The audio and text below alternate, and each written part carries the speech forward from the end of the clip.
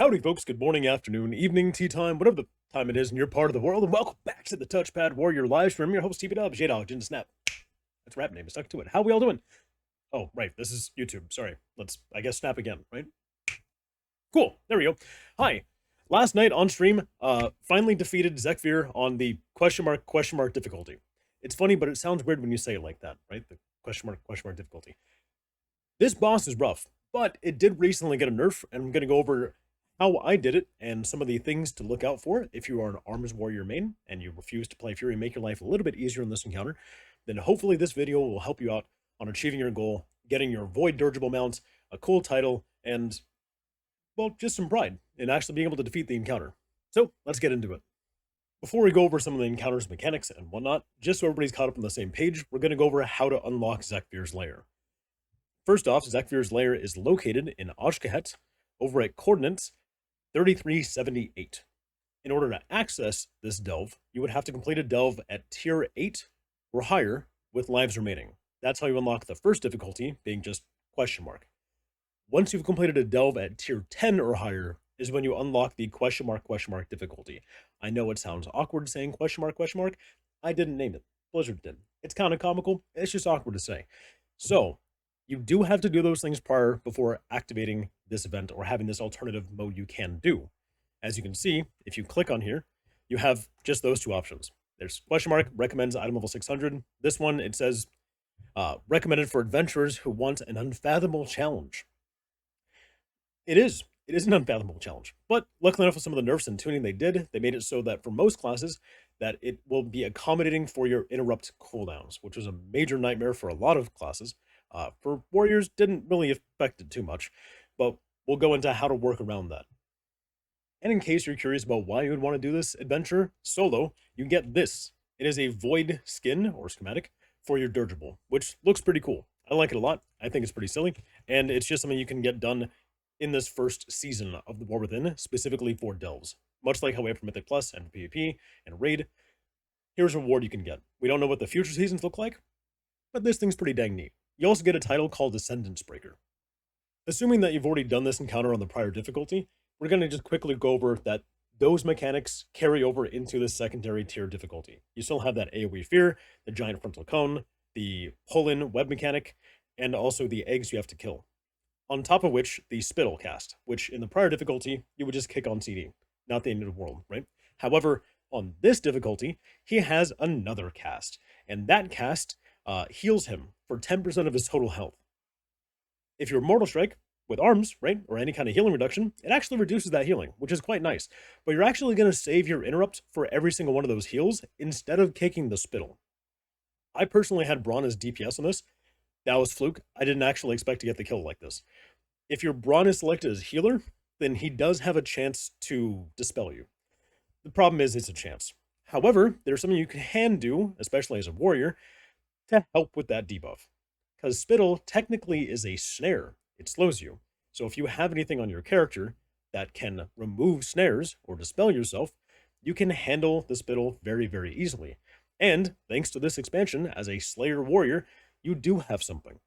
In your Slayer tree, you have this talent, Relentless Pursuit. Charge grants you 70% movement speed for 3 seconds. Charge removes all movement impairing effects, and this effect cannot occur more than every 30 seconds. Which, luckily enough for you, dealing with spittle is about that amount of time. Because of all the other mechanics that are happening during the encounter, it takes a little bit longer for that spittle to come back up, and also Braun has a chance to interrupt that for you. So, win-win. You actually can completely avoid the spittle mechanic. You do have to be mindful of it, so you still have to be tactical about if it's going to go off, what are your odds of being able to get rid of it. As a warrior, you still do have Avatar, but you probably don't want to spend Avatar as your primary damage CD to dispel spittle, so you want to save your charge. And you also have Bladestorm. So you do have quite a few solutions to handle this in case Braun does not interrupt the spittle. The other core thing to remember is that Braun will not interrupt the heal. That is your responsibility. That was fun. A lot of trial and error, as I mentioned. And since we're on the topic of talents, here's my talent list. There you go. Feel free to screenshot that. Or if I remember, hopefully there'll just be a loadout down below. It's a pretty standard, just slight cleave build. You don't have to worry too much about being fancy-pantsy about it. I did go for the extra stamina. purely to just help out in case I happen to fail a mechanic, because that extra stam helped out quite a bit.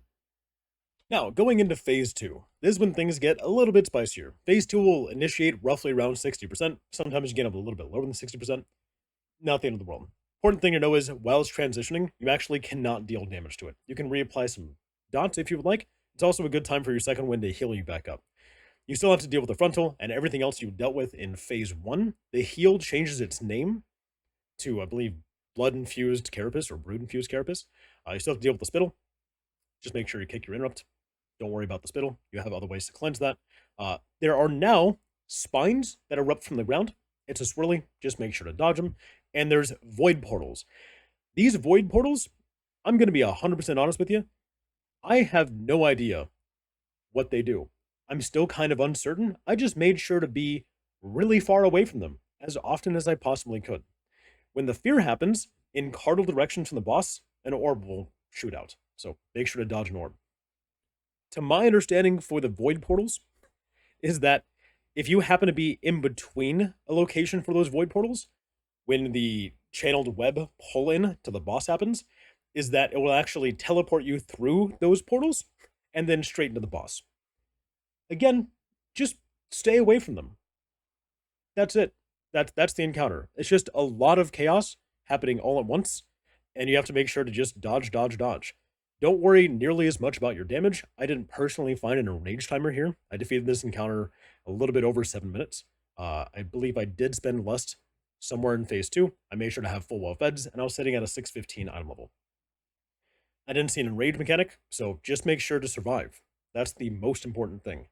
The thing that's chaotic about everything else going on is making sure that if Braun doesn't interrupt the spittle, that you have some way to clear it. So in a lot of these attempts, I did actually hold on to Bladestorm or Avatar because I needed that backup to make sure I survived. That was very important. The other cool thing is, if you time things correctly with the boss, in order to remove that spittle, you can charge into the egg cocoons. So that way you're able to use your mobility efficiently and also dispel. That's it. That's the whole encounter. It's just chaotic. It's very chaotic. There you have it. That's kind of all the mechanics going on. Loosely, at least. I'm not the best at explaining mechanics, as you can probably see. Here's the raw footage from last night's stream, so that way you can see exactly how I did it in real time.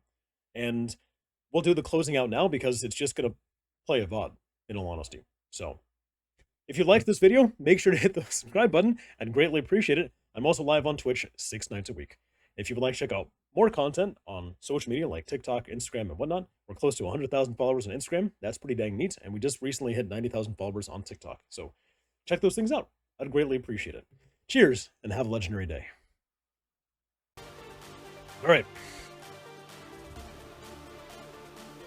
Part of me is half tempted to go damage.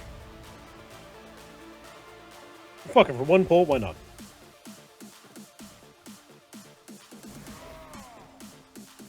Let's go full Chaos Demon Bug.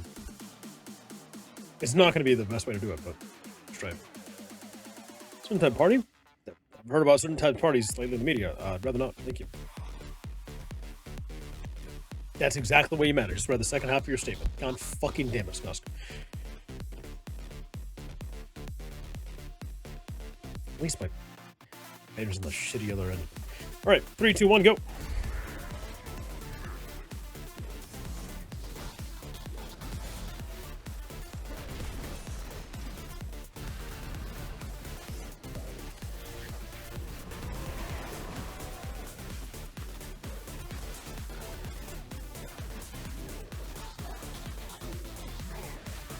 It's over there.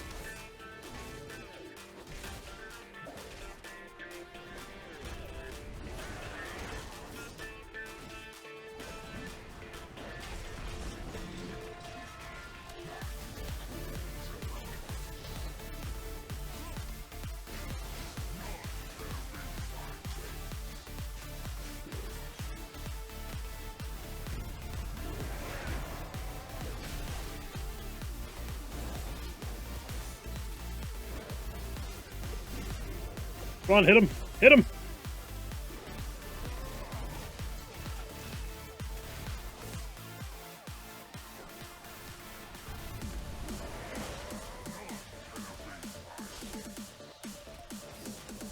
Really doesn't deal much damage, does it?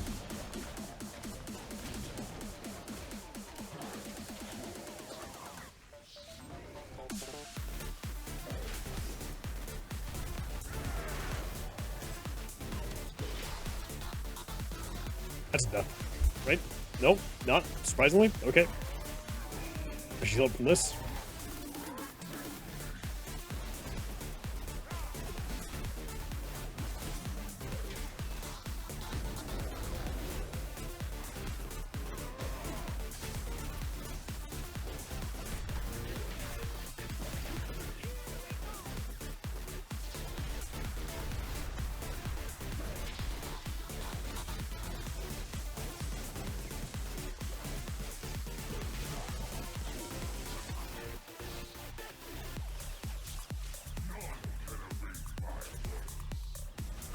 Oh, fuck, he healed.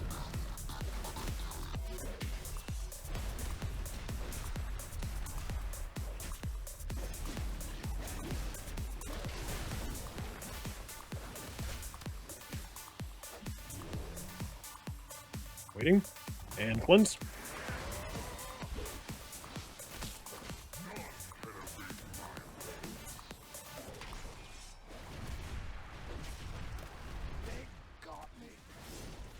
I mean, they got you. You're sitting at full health. I see you on the screen, you dingus.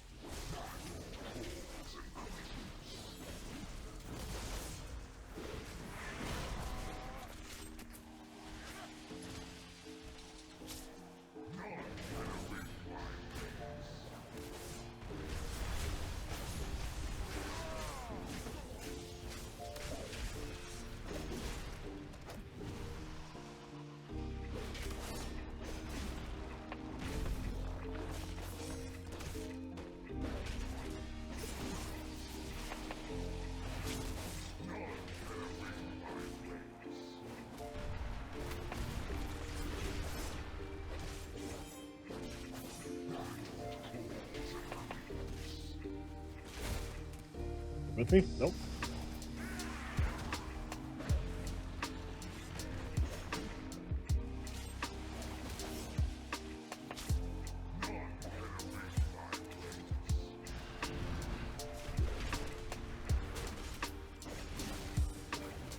New PR.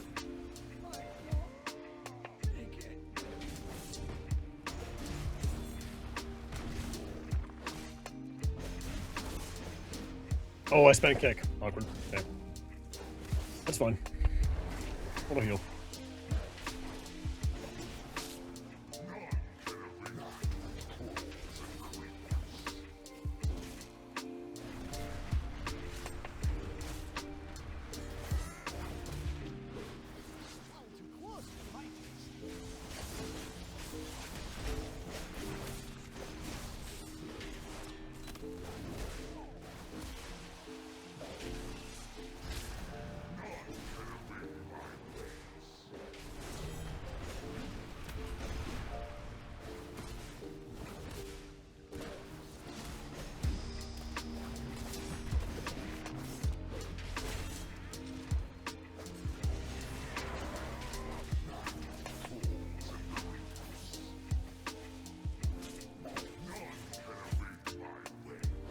Oh, can't see shit. Hello.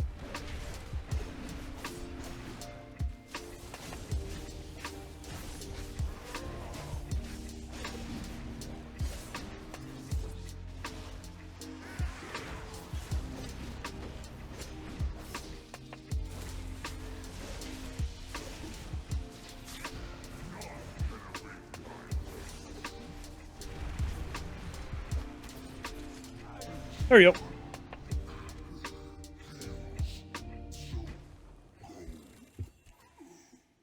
I was messing with you all the whole time. Going with healing on Braun is actually not the plan. So, I just waited until I got enough practice, and then decided to swap.